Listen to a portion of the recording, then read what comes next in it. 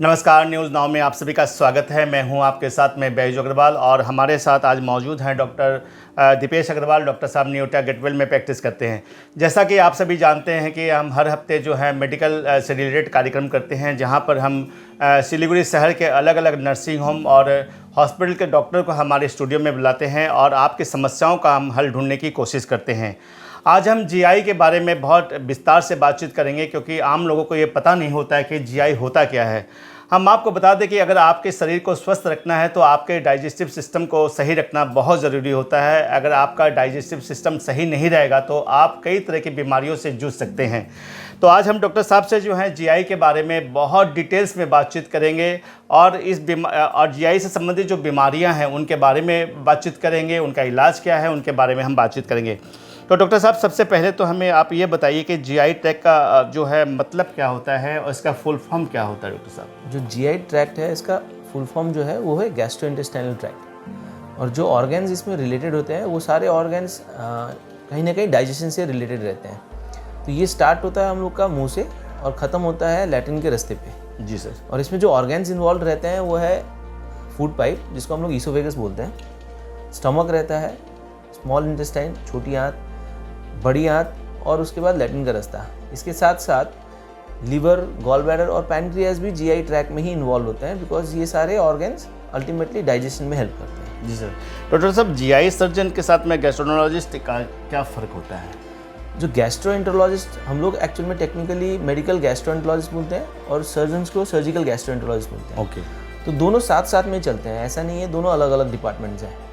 अब जो होता है फ़र्क जो होता है, मेडिकल गैस्ट्रोएंटरोलॉजिस्ट होता है मेडिकली उसी डिजीज़ का ट्रीटमेंट करने की कोशिश में है, और हम लोग अगर वो मेडिकली दवाइयों से ठीक नहीं होता है और उसका इलाज ऑपरेशन से होता है तो उसका इलाज ऑपरेशन के लिए हम लोग करते हैं। जी। तो डॉक्टर साहब, अगर हम बात करें जीआई सर्जन, तो आप लोग किन किन बीमारियों का इलाज आप लोग जनरली करते हैं?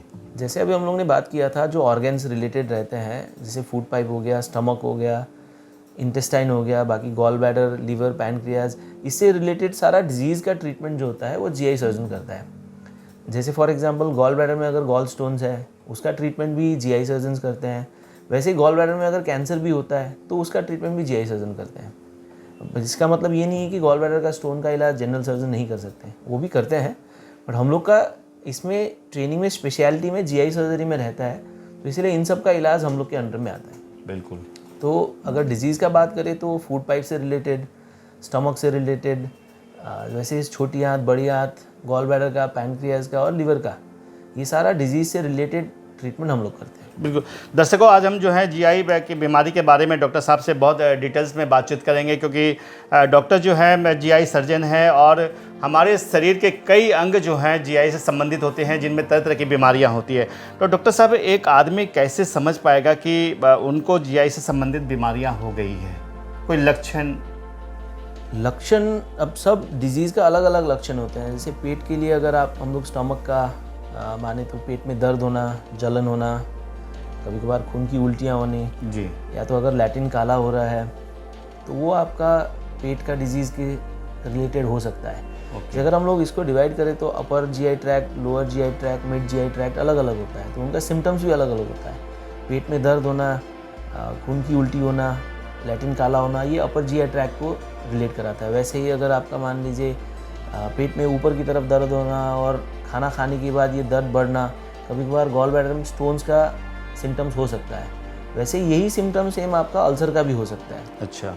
तो डॉक्टर साहब, क्या इन बीमारियों का इलाज क्या मेडिसिन से पॉसिबल है, या जब सिचुएशन बहुत गड़बड़ हो जाती है तब क्या ऑपरेशन करना ज़रूरी हो जाता है क्या? ऐसा नहीं है, सबका इलाज ज़रूरी नहीं है मेडिकली ही होता है, और ऐसा भी नहीं है कि सबका इलाज सर्जिकली ही होता है। जैसे अगर अल्सर है मान लेते हैं पेट में, उसका ट्रीटमेंट इनिशियली मेडिकली स्टार्ट होता है, बट अगर वो अल्सर का कोई कॉम्प्लिकेशन हो गया, जैसे मान लीजिए ब्लीडिंग हो गया, या तो वो अल्सर के कारण से आंतों में कहीं पर रुकावट हो गई, या तो वो अल्सर बड़ा होकर फट गया, तो वैसा होता है तो उसका ट्रीटमेंट फिर सर्जिकली करना पड़ सकता है। अगर नहीं तो वो यूजुअली हम लोग मेडिसिन से ही ट्रीट करते हैं और मेडिसिन से ठीक भी हो जाता है। वैसे ही अगर हम लोग गॉल ब्लैडर स्टोन का मान लेते हैं, गॉल ब्लैडर स्टोन का यूजुअली इलाज मेडिसिन से नहीं होता है, नहीं होता है। उसका इलाज सर्जिकली ही होता है। उसका ऑपरेशन ही करना पड़ता है और वो गॉल ब्लैडर निकाला जाता है। बिल्कुल। डॉक्टर साहब, अक्सर ऑपरेशन के नाम से जो एक पेशेंट है हमेशा घबरा जाता है, बहुत जो ये चीज़ें देखने को मिलती है।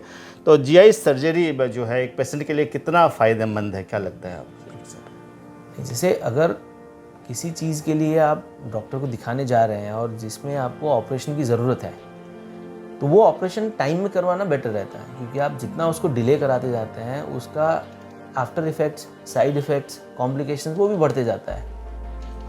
तो वो जितना आप उसको रखेंगे उसका प्रॉब्लम्स उतना बढ़ सकता है। तो इसीलिए वो सर्जरी जो सिंपल हो सकती है इनिशियली, जब आपको किसी डॉक्टर ने सजेस्ट किया है ऑपरेशन करवा लो, वो सिंपल हो सकती है, वो बाद में जाके उतना ही कॉम्प्लिकेटेड भी हो सकता है। बिल्कुल। अगर उसको टाइम में नहीं कराते। डॉक्टर साहब, आपसे बातचीत करने के बाद जो हमारे समझ में है कि अगर किसी पेशेंट को कब्जी की बीमारी है या उल्टी, जैसे आपने कहा कि उल्टी के साथ में खून आना, गोल ब्लैडर की समस्या, इस तरह की जो भी समस्याएं हैं, अक्सर हमने देखा है कि एक आदमी जो है सीधे एक फिजिशियन के पास चला जाता है। तो आप क्या सजेस्ट करना चाहिए कि एक पेशेंट को जब ये लक्षण दिखने लग जाते हैं तो क्या उनको अपने फिजिशियन के पास जाना चाहिए या फिर जीआई सर्जन के पास आना चाहिए? नहीं, वो सिम्टम्स के ऊपर भी डिपेंड करता है। अलग अलग डिजीज़ के लिए अलग अलग फिजिशियन के भी पास जाना पड़ सकता है, वैसे ही सर्जन के पास भी आना पड़ सकता है। मान लीजिए फॉर एग्जांपल अगर बुखार लेके कोई पेशेंट आता है, ज़रूरी नहीं है वो बुखार का ट्रीटमेंट सर्जिकली हो। बिल्कुल बिल्कुल। तो उसके लिए आप फिजिशियन के पास पहले दिखा के, अगर उनकी तरफ से डायग्नोसिस बना कि नहीं इसका सर्जिकली ट्रीटमेंट होना है, तो फिर सर्जन के पास आ सकते हैं। लेकिन पेट दर्द यूजुअली जो होता है, या तो लैटिन में खून आना या तो काला लैटिन आना, ये सब का इलाज ज़्यादातर सर्जन की तरफ से ही होता है। अच्छा। जैसे पेट फूल जाना, आंतों में रुकावट होना, उल्टी होना, अब ये सारा सिम्टम्स कभी कभार ओवरलैप भी कर सकता है। ये मेडिकल डिजीज़ का भी हो सकता है, ये वैसे ही सर्जिकल डिजीज़ का भी हो सकता है। ये एक बार जो भी हो डॉक्टर को दिखाने के बाद ही पता चल पाएगा कि क्या कारण से हो रहा है।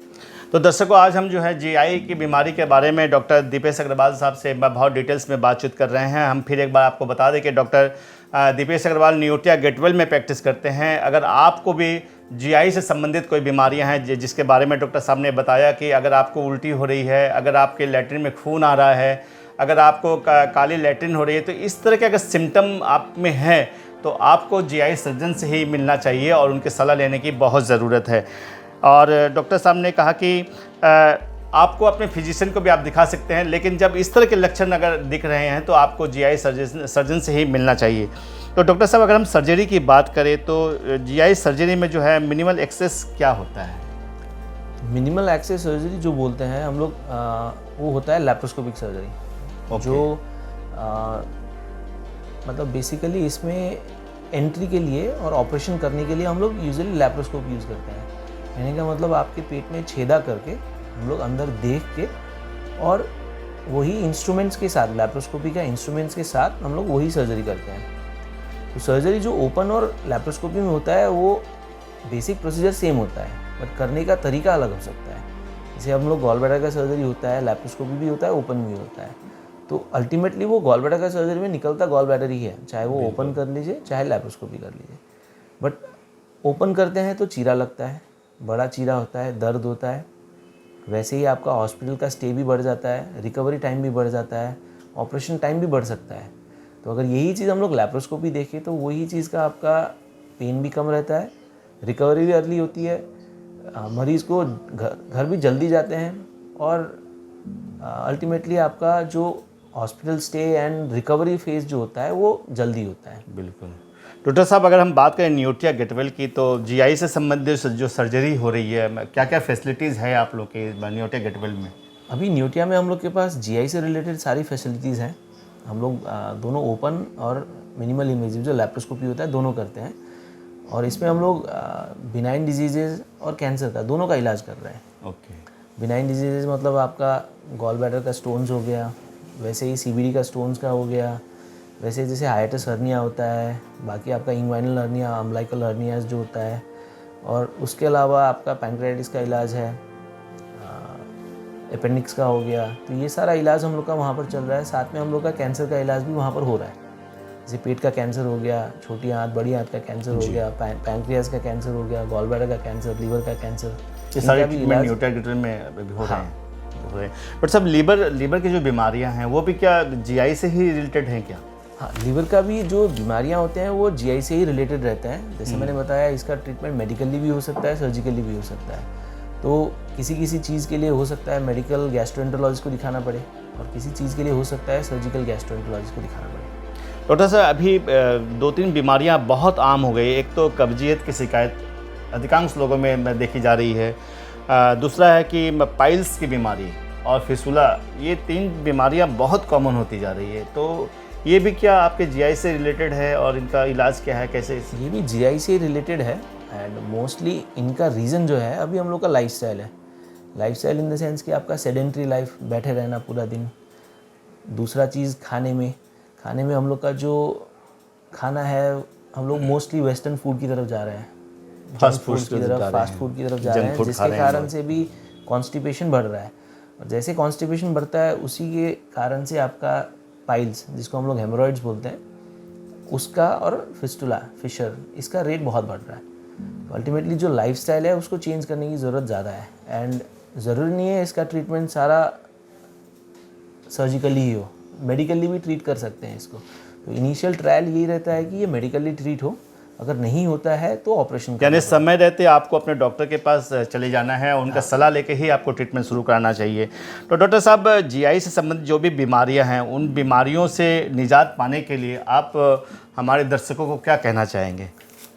सबसे पहले तो कोई भी सिम्टम्स को इग्नोर मत करिए, और सिम्टम्स अगर कुछ दिख रहा है तो हो सके तो अपने डॉक्टर को दिखाइए, ना कि आप केमिस्ट पे जाके केमिस्ट से दवाई लें।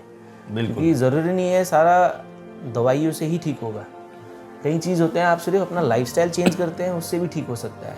जैसे हम लोग ने बात किया पाइल्स का, जो हेमोरॉइड्स होता है, बिल्कुल, या तो फिशर होता है, इसका सिर्फ हम लोग लाइफस्टाइल चेंज करने से भी ट्रीटमेंट हो सकता है। तो इसीलिए इसके लिए आप केमिस्ट के पास जाएंगे, वो बहुत तरीके का दवाई लिख के दे देगा आपको, जो मोस्ट लाइकली यूज़फुल ना भी हो आपको। बिल्कुल। तो इसीलिए अगर आप अपने डॉक्टर को दिखाएं और सजेशन ले। अक्सर हमने देखा है कि जब डिसेंट्री होती है या डायरिया हो जाता है या पेट में दर्द होता है, तो आम आदमी जो सीधे मेडिकल शॉप पे जाते हैं, कोई भी मेडिसिन लेके खा लेते हैं। कितना खतरनाक है डॉक्टर साहब ये चीज़? ये चीज़ अगर फ्यूचर के हिसाब से देखिए तो बहुत खतरनाक है, क्योंकि जो आप केमिस्ट के पास जाते हैं वो आपको एंटीबायोटिक प्रिस्क्राइब कर देते हैं। अब वो एंटीबायोटिक एक तो डोज भी प्रॉपर नहीं लेते हैं, और डोज प्रॉपर नहीं लेने के कारण से वो धीरे धीरे एंटीबायोटिक का रेजिस्टेंस होना स्टार्ट होता है। तो फ्यूचर में जाके कभी कभार ऐसा भी कंडीशन आ सकता है कि आपको कोई एंटीबायोटिक काम ही ना करे, बिकॉज आपने पास्ट में कितना एंटीबायोटिक लिया है, उसका प्रॉपर कोर्स लिया है नहीं लिया है, पता नहीं चलता है। तो जिसके कारण से आपको नॉर्मल जो एंटीबायोटिक्स हम लोग प्रिस्क्राइब करते हैं वो काम ना कर। बिल्कुल। तो दर्शकों, आज हमने डॉक्टर दीपेश अग्रवाल साहब से जो है जीआई से संबंधित बीमारियों के बारे में बहुत डिटेल से बातचीत किया, और डॉक्टर साहब ने जो मोटी मोटी बातें हमें बताई है वो ये है कि अगर आपको जीआई की बीमारियां हैं, तो आपको जो है लक्षण अगर दिख रहे हैं तो आपको अपने डॉक्टर से सलाह लेने की ज़रूरत है। और डॉक्टर साहब ने ये भी कहा है कि आप अपने फिजिशियन को भी पहले दिखा सकते हैं, लेकिन अगर आपको उल्टी हो रही है और अगर आपके लैट्रिन में खून आ रहा है, इस तरह की शिकायत अगर होती है, तो आपको अपने जीआई सर्जन से मिलने की ज़रूरत है। हम फिर एक बार आपको बता दें कि डॉक्टर दीपेश अग्रवाल नियोटिया गेटवेल में प्रैक्टिस करते हैं। आपको अगर जीआई से संबंधित बीमारियां हैं और आप अगर कोई सलाह लेना चाहते हैं, तो डॉक्टर दीपेश अग्रवाल से आप नियोटिया गेटवेल में जाकर मिल सकते हैं। डॉक्टर साहब सुबह से लेकर शाम तक नियोटिया गेटवेल में उपलब्ध रहते हैं। तो डॉक्टर साहब ने जो जिन बातों के बारे में बताया है, जो भी सलाह हमें दिया है, उन सलाह को मान के चलने की ज़रूरत है। डॉक्टर साहब ने 2-3 चीज़ बहुत महत्वपूर्ण बताई है कि आपको अपने जो लाइफ स्टाइल है, उस लाइफ स्टाइल में चेंज करने की ज़रूरत है, खान पान में जो है चेंज करने की ज़रूरत है, क्योंकि फास्ट फूड के वजह से जो है डाइजेस्टिव सिस्टम जो है गड़बड़ा जाता है, और उसके कारण शरीर में तरह तरह की बीमारियाँ होती है। तो इसी तरह हम फिर अगले हफ्ते एक नए कार्यक्रम के साथ आपके बीच में हाजिर होंगे। फिलहाल हम आपसे लेते हैं विदा। नमस्कार।